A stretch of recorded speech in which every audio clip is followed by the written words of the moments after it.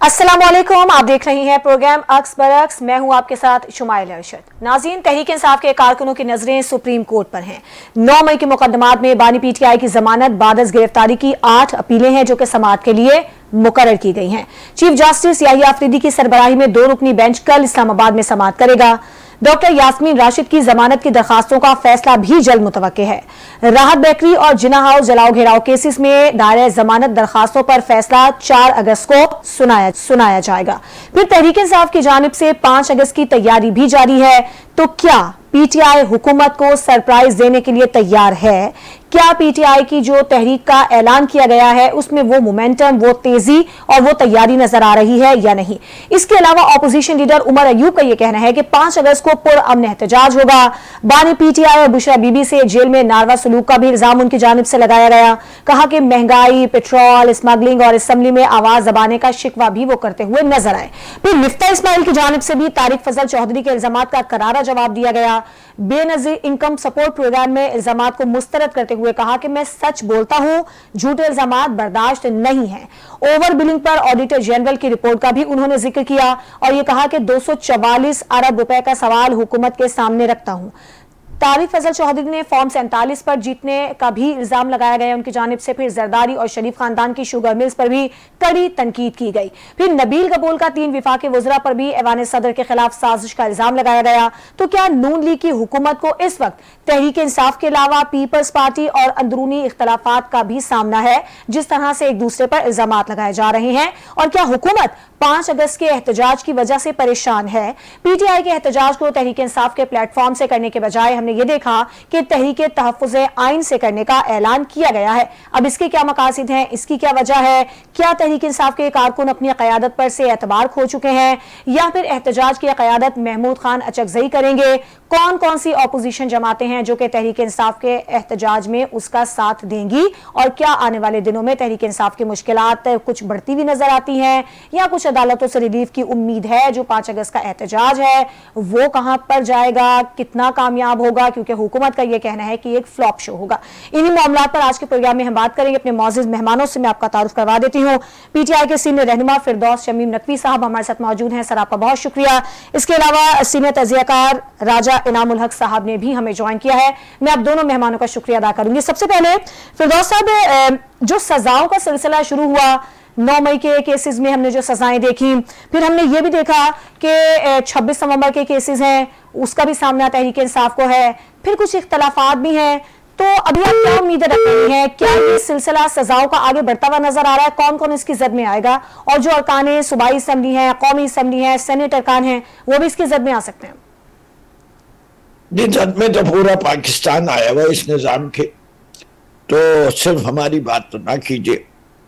लेकिन मैं हैरान हूं कि आप सजाओं का तो जिक्र कर रही हैं, लेकिन उस भोंडे फैसले का कोई जिक्र नहीं है जो उन जज साहब ने किया, जो उसके अंदर तारीख साज गवाहियां आई कि जी सोफे के नीचे लेट के और मेज के नीचे बैठ के और पर्दे के पीछे छुप के और 30 दिनों के बाद डंडे मिलने से साबित होता है कि इमरान खान ने साजिश की थी। नहीं, 9 मई की दुनिया में किसी को भी बता दीजिए, कहें कि ये सबूत के ऊपर सजा हो सकती है, वही जवाब मिलेगा जो मखसूस नशिस्तों का है कि 2 सीटों के ऊपर 5 मखसूस सीटें मिल जाए प्रोपोर्शनल रिप्रेजेंटेशन।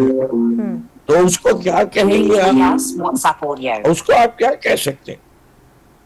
ये ऐसी खतरनाक चीज है जो इस मुल्क की बर्बादी की तरफ बड़ी तेजी से लेके जा रही। इस मुल्क की लॉ एंड ऑर्डर सिचुएशन संभलनी नहीं और वो लोग लगे हुए। जो वाकया कल केपी में 13 में हुआ, अफसोसनाक है। ये कभी नहीं होना चाहिए। इसलिए हम कहते हैं फौज को अंदरूनी लॉ एंड ऑर्डर सिचुएशन के लिए कभी ना इस्तेमाल करें। उसके लिए आप पैरामिलिट्री फोर्स सर फैसले जो भी अदालतों की जानिब से आ रहे हैं, जो भी गवाह वहां पर बयान दे रहे हैं, वो तो हम सबके सामने हैं। यकीनन इस पे सवालात भी उठे हैं, लेकिन मेरा सवाल वही है कि खदशा है कि आपके मजीद जो रहनुमा है वो इसकी जद में आएंगे। फिर 5 अगस्त की तहरीक का भी ऐलान किया गया है, तो आपको लगता है मुश्किलात बढ़ेंगी? यकीन। अच्छा, देखिए मैं तो कह रहा हूं मुझे यकीन है। अच्छा। आप खदशे की बात कर रहे हैं, हमें तो यकीन इससे पहले भी जो हुक्मरान बैठा था वो भी इसी मकसद पे अपने को खुदा समझता था। ठीक है, तो फिर इसका मतलब ये तो एब्सोल्यूट पावर है ना। एब्सोल्यूट पावर करप्ट एब्सोल्यूटली, जो चाहे कर ले। ठीक है, इनको कौन रोकेगा? अवाम के अलावा कोई और नहीं है, और सच चश्मा ताकत अवाम है। ठीक है, और ये तो वाहिद निजाम है जिसके जरिए, वोट के जरिए अवाम अपनी मर्जी का इजहार करते। जब अवाम की मर्जी को इस तरह रद्द किया जाएगा तो देखिए कि अवाम भी निकलेगी, अवाम भी निकलेगी। अवाम 25 करोड़ है। लेकिन सर तैयारी क्या है? जो 5 अगस्त का एहतजाज होना है, वो तो बानी पीटीआई ने खुद जेल से पैगाम भिजवाया है कि उस तरह का मोमेंटम नजर नहीं आ रहा है। तो क्या प्लान कर रखा है? कितनी उम्मीद है कारकुनान निकलेंगे? और दूसरा मुझे ये भी बताइएगा कि तहरीक-ए-इंसाफ के प्लेटफॉर्म से ये एहतजाज क्यों नहीं किया जा रहा है? इसकी क्या वजह, क्या मकसद है? बड़ी कॉमन सेंस की वजह है। आप लोग सेंसेशनलाइज कर रहे हैं, हम बात कर रहे हैं असली आजादी की। और क्या असली आजादी जेडीए को अजीज नहीं है? महमूद खान चकरई को अजीज नहीं है? मजलिस वहदतुल मुस्लिमीन को नहीं है? खोकर साहब को नहीं है? जुल्फिकार जूनियर को नहीं है? जो असली आजादी चाहता है इस मुल्क में, अगर वो इसमें शामिल हो जाए तो असली आजादी आने के लिए क्या होगा?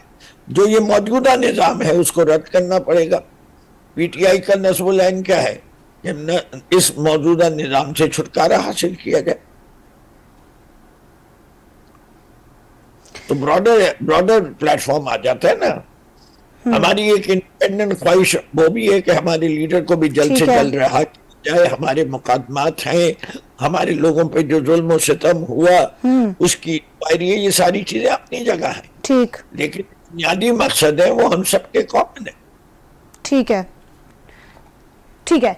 अच्छा, इसी पे बात करेंगे। हमारे साथ मौजूद है राजा इनामुल हक अब्बासी साहब, सीनियर वाइस प्रेसिडेंट हैं ह्यूमन राइट्स के। सर आपका बहुत शुक्रिया हमें अपना वक्त देने के लिए। बताइएगा आपको सारी सूरत हाल क्या बनती हुई नजर आती है? जिस तरह से हम मुल्क के हालात देख रहे हैं, पीटीआई के रहनुमाओं को सजाएं हो रही हैं, फिर 26 नवंबर में भी अलीमुन गंडापुर साहब है, उनके भी नाकाबिल जमानत वारंट गिरफ्तारी, फिर पीटीआई के अंदर हम इख्तलाफात देख रहे हैं। शेर अफजल मरवत की जानिब से अलीमा खान पर इल्जाम लगाया गया, उन्हें गद्दार करार दिया गया। तो ये सारी चीजें मिलकर आपको लगता है कि पार्टी को कितना नुकसान पहुंचा रही है, और आइंदा आने वाले दिनों में आपको तहरीक-ए-इंसाफ कहां नजर आती है?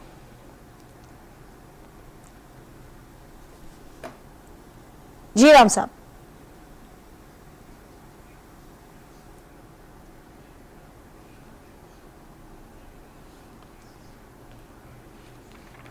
मुझे आवाज नहीं आ रही। इनाम साहब आपको मेरी आवाज आ रही है?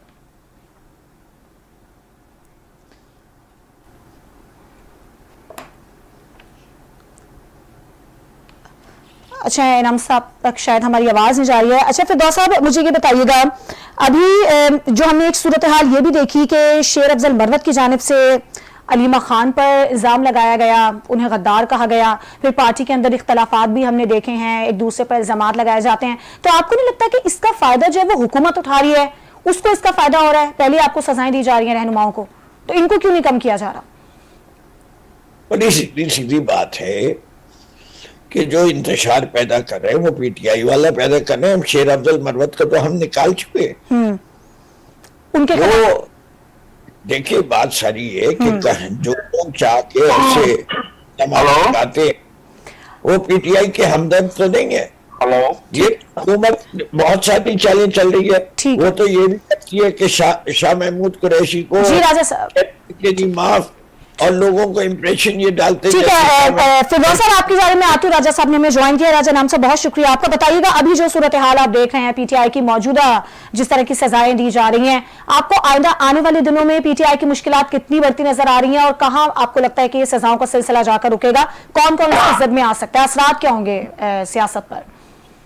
जी मेरा ख्याल है मेरा आपके साथ राब्ता डिस्कनेक्ट हो गया, आवाज ठीक नहीं आ रही थी। मैं आपको ये कह रहा था आपके पहले सवाल के जवाब में कि सियासी पार्टियों में हर जगह पे जितने लोग होते हैं, हर जगह थोड़ा बहुत इख्तलाफात चलते रहते हैं, इसमें कोई ऐसी कोई मायूब बात नहीं है। ये सियासत का हुस्न है, पहली चीज है। दूसरी चीज है कि पीटीआई में आप देखेंगे पीटीआई 1 से लेके 100 तक जहां पे भी देखें सिर्फ पीटीआई मीन इमरान खान। और जनाब इमरान खान साहब के बाद आप खुद देख लें कि पार्टी में जगह जगह धड़े बने हुए हैं, हर शख्स यहाँ पे सोलो फ्लाइट के चक्कर में है।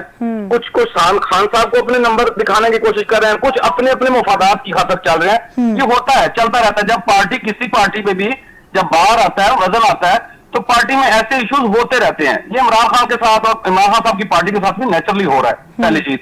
दूसरी चीज है कि गिरफ्तारियों की आपने बात की, तो आप देख लें कि हमारी पार्टी ने, बाकी लोगों ने, इससे पहले पीपल्स पार्टी ने भी हर जगह पे जहां सियासत में इस तरह के उतार चढ़ाव आते हैं, तो वहां पे पार्टियों पे ऐसे जब बात बनती है तो बड़ी चीजें और बड़ी तकलीफें बर्दाश्त करनी पड़ती हैं।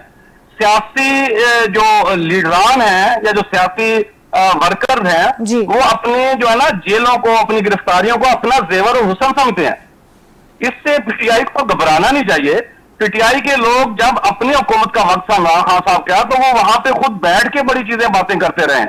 उनके जो हुजरात है वो दिन को बताते रहते, शाम को फलां पकड़ा जाएगा, शाम को तो बताते थे सुबह फलां पकड़ा जाएगा। हमने ये चीजें बर्दाश्त की हुई हैं, सही, और अल्हम्दुलिल्लाह बड़े ऐसा तरीके से बर्दाश्त हमारे लीडरान ने भी और हमने भी किया। यहाँ पे सबसे बड़ी जो चीज है कि अगर पीटीआई के साथ कहीं ज्यादती हो रही है, मैं being a human rights activist, मैं इस चीज को कंडेम करता हूं। मुझे कोई दो राय नहीं है कि जहां पे पीटीआई के लोगों के साथ कहीं ज्यादती हो रही है तो वो नहीं होनी चाहिए। पाकिस्तान है, जितना मेरा या आपका इतना पीटीआई वालों का भी है, ठीक है, पहली चीज।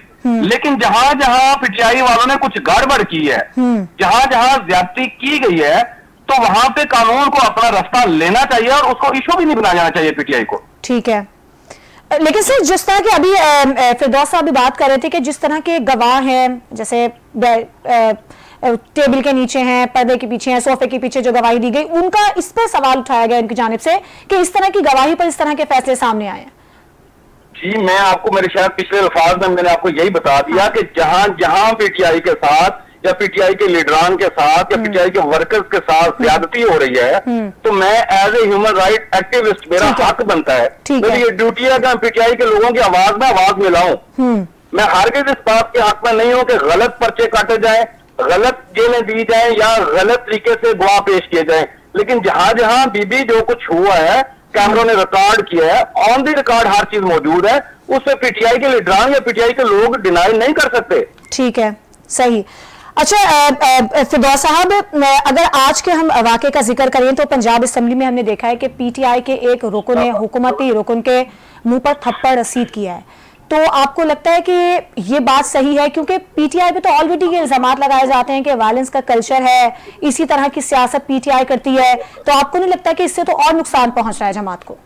नहीं, आप पहले ये बताएं कि उस आदमी ने कहा क्या था जिस पर थप्पड़ खाया उसने? लेकिन सर क्या हाथ उठाना पहली चीज तो ये है, मेरी माँ कोई गाली दे और मैं खामोशी से सुनाऊं, तो सर गाली का जवाब थप्पड़ दिया जाए, और भी तो फोरम हो सकते हैं। पहला सवाल ये है ना, हमारे साथ जो कुछ किया जा रहा है इंसानियत सोच, मैं इसको ये प्रमोट नहीं करने पे यकीन रखता थप्पड़ मारने को, ठीक है, लेकिन मैं समझता हूँ कि इवन तबसरा उस वक्त होता है जब दोनों चीजें बताए। अगर वो अपने गुस्से को पूछ के जबान के जरिए उनको जवाब देते और करारा जवाब देता, वो ऐसा तरीका था, ठीक है। लेकिन इस वक्त ये सिर्फ एक तरफा तबसरा करना कि आप प्रमोट करते नहीं, ये रिएक्शन है। और माजी में भी ऐसे रिएक्शन टीवी शो पे भी किए लोगों ने, और वो उनका ताल्लुक पीटीआई से नहीं था। ठीक है, अच्छा, बहुत सारे लोग और जापान की पार्लियामान देख लें, दूसरे मुल्कों की पार्लियामानों में देख लें, ये कोई अनोखी चीज भी नहीं है, नहीं होनी चाहिए मेरे लिए। ये काबिल तकलीफ चीज भी तो नहीं है ना सर, इसकी तारीफ तो नहीं की जा सकती है, इसकी हौसला अफजाई भी तो नहीं करनी चाहिए। बेटा मैंने आपको क्या कहा, मैंने कहा ये ऐसी चीज नहीं है जिसको प्रमोट किया जाए। इनफैक्ट मैं ये कहता हूँ, मैंने अभी दोबारा कह देता हूँ कि अगर वो गुस्सा पी के जबान के जरिए जवाब देते तो कहीं बेहतर होता। ठीक है, सही है। अच्छा राजा साहब, आपका इस पर क्या मौकिफ है? जो तरीका इख्तियार किया गया, जिस तरह से थप्पड़ रसीद किया गया, आप समझते हैं ये एक तरीका होना चाहिए, जैसे कि फिरदौस साहब कह रहे हैं कि ये रहा है, खाली पीटीआई नहीं और भी जमातों के लोग ऐसा करते हैं, जापान की मिसाल भी उन्होंने दी है। जी, पहले तो बात यह है कि फिरदौस नकवी साहब बहुत मोहतरम है, सीनियर लीडर है, वो उनकी बात में वजन भी है, लेकिन मैं ये गुजारिश करना चाहूंगा कि क्या अगर होता रहा है तो क्या उसी को हमने लेके चलना है ऐसे? नहीं चलना, बिल्कुल नहीं चलना चाहिए, नई तारीख है। जी जी बिल्कुल, ऐसे मैं यही कह रहा हूँ कि पहली चीज है कि इसे लेके चला नहीं जा सकता।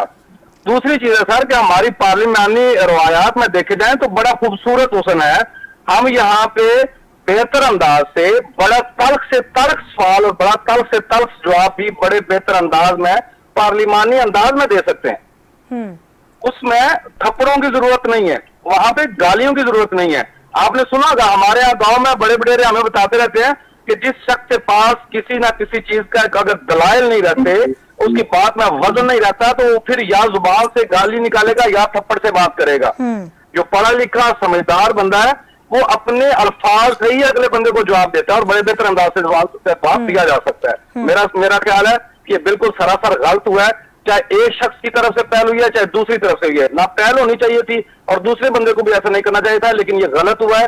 ये बहुत बुरी रवायत है और इस तरह की रवायत पार्लिमानी असम्बलियों में और किसी प्रोग्राम शो टॉक शो में भी ये नहीं होना चाहिए। मीडिया बाहर निकालता और दिखाता है और हमारी इस तरह की जो है ना गैर पार्लिमानी रवायात और हमारा जो मिसकंडक्ट है, हमारा बिहेवियर जो है वो बीइंग अ नेशन हमें पूरी दुनिया में जो रिप्रेजेंट करता है वो हमें बड़ा बदनुमा नजर आता है वहां पे। भाई सर, आपको लगता है कि फिर ये जो इख्तलाफात हैं और जो पीटीआई की बॉडी लैंग्वेज है, जिस तरह का रवैया है, इसका नुकसान जो है वो पीटीआई को तो बहरहाल हो ही रहा है, लेकिन फायदा हुकूमत को हो रहा है? जी मुझसे पूछ रही हैं? जी जी जी सर। बीबी मुझसे पूछ रही हैं? जी राजा साहब, आपसे सवाल है। जी जी बिल्कुल जी, ये सिर्फ पीटीआई का तो बिल्कुल है ही है नुकसान, इसमें कोई शक नहीं है। मेरा ख्याल है कि फिरदौस नकवी साहब सेकंड करेंगे इस बात को कि ये जो भी शख्स करेगा, मैं करूं ये करूं और जिस पार्टी से भी है वो ऑटोमेटिकली उस शख्स के कैरेक्टर के साथ साथ उसकी पार्टी को भी डैमेज करता है। लेकिन ये सिर्फ एक पार्टी या एक बंदे का मसला नहीं है, पूरी की पूरी पार्लिमानी रवायात को डैमेज करेगा।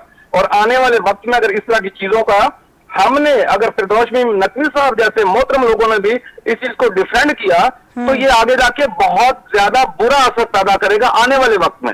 ठीक है सर, हमें ये भी बताइएगा, अभी जो तहरीक इंसाफ की जानिब से एहतजाज का ऐलान किया गया है, दावा तो यही है कि बड़ा एहतजाज होगा, लोग निकलेंगे, गलियों मोहल्लों में एहतजाज होगा, दूसरी जानिब हुकूमत का कहना है कि ये फ्लॉप शो होगा। आपका इस पर क्या नुक्ता नजर है? ये देख लें कि हमेशा से ऐसे ही रहा है। आज अगर पीटीआई जो है ना वो अपोजिशन में है और बाकी पार्टियां जो है ना वो है हुकूमत में, तो कल पीटीआई भी हुकूमत में थी और अपोजिशन जब ये करती थी हमेशा से ये रहा है। अपोजिशन हमेशा कहते हैं कि हमारा अगर किसी का काम शो भी हो तो वो भी कहते हैं हमारा कामयाब हो गया, लेकिन अगर किसी का अच्छा शो भी हो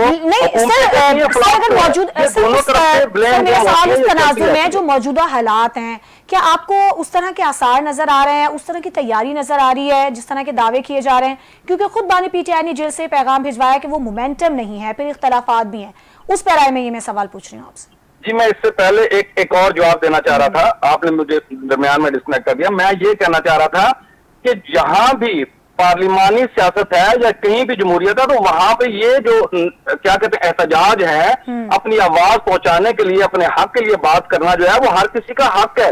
उसमें से मेरा ख्याल है गवर्नमेंट को ना सूबाई सतह पे ना वफाकी सतह पे किसी को रोकना नहीं चाहिए, लेकिन इसके साथ साथ जो अपोजिशन है या पीटीआई वाले लोग हैं उन्हें भी मुहज्जब शहरी होने के नाते अपना जो असर तूक है वो अपना रख रखा हुआ है और अपनी बॉडी लैंग्वेज से बताना चाहिए। क्योंकि अगर ट्रैक रिकॉर्ड देखा जाए पीटीआई का तो आप देख लें हर जगह पे जलाओ, गिराओ, पिटाओ, लड़ाइयां, झगड़े, बदमजगियां। जब आप एक सिटी से दूसरी सिटी या एक सूबे से दूसरे सूबे में आएंगे तो ऑटोमेटिकली आप वहां के अगर उनके रूल एंड रेगुलेशन को फॉलो नहीं करेंगे और रूल एंड लॉ को तोड़ने की कोशिश करेंगे तो वहां पे ऑटोमेटिकली गवर्नमेंट को वहां पे उस चीज का जवाब उसे रोकना पड़ता है। यहीं पे बदमजगी बनती है। अगर अपोजिशन जमातें या आज पीटीआई के लोग बेहतर अंदाज से एहतजाज करें तो मेरा ख्याल है हुकूमत को इस चीज को नहीं रोकना चाहिए बल्कि अप्रिशिएट करना चाहिए। और अगर आप देख लें गर्मी इतनी है, पहली चीज। दूसरी चीज है कि बानी पीटीआई जो जिनके शहर है बिल्कुल और उनके शहर में लोग बिल्कुल जकड़े हुए हैं पीटीआई के, वो खुद मौजूद नहीं है और उनकी पार्टी का पहले से ऐसे बता चुके हैं कि जो कुछ चल रहा है जहां पे जो धड़ेबंदी है। तो मेरे ख्याल में गर्मी के लिहाज से बानी पीटीआई का खुद ना होना और इनकी पार्टी के जो मुख्तलिफ धड़ेबंदियां हैं उसमें मेरा ख्याल है कि अगर हुकूमत इन्हें बिल्कुल फ्री हैंड दे दे तो हुकूमत के लिए भी, हुकूमत वक्त के लिए पॉजिटिव इशू पॉइंट होगा। और मेरे ख्याल में ये उस तरीके से बहुत ज्यादा बड़ा शायद पावर शो ना कर पाए। ठीक है, बहुत शुक्रिया आपका राजा इनामुल हक साहब। इसके अलावा फिरदौस शमीम नकवी साहब, आपने हमें अपना कीमती वक्त दिया। एक ब्रेक लेते हैं, ब्रेक के बाद जब वापस आएंगे तो इसी सूरत हाल पर हुकूमती मौक़िफ़ क्या है इस पर बात करेंगे। हमारे साथ रहिए।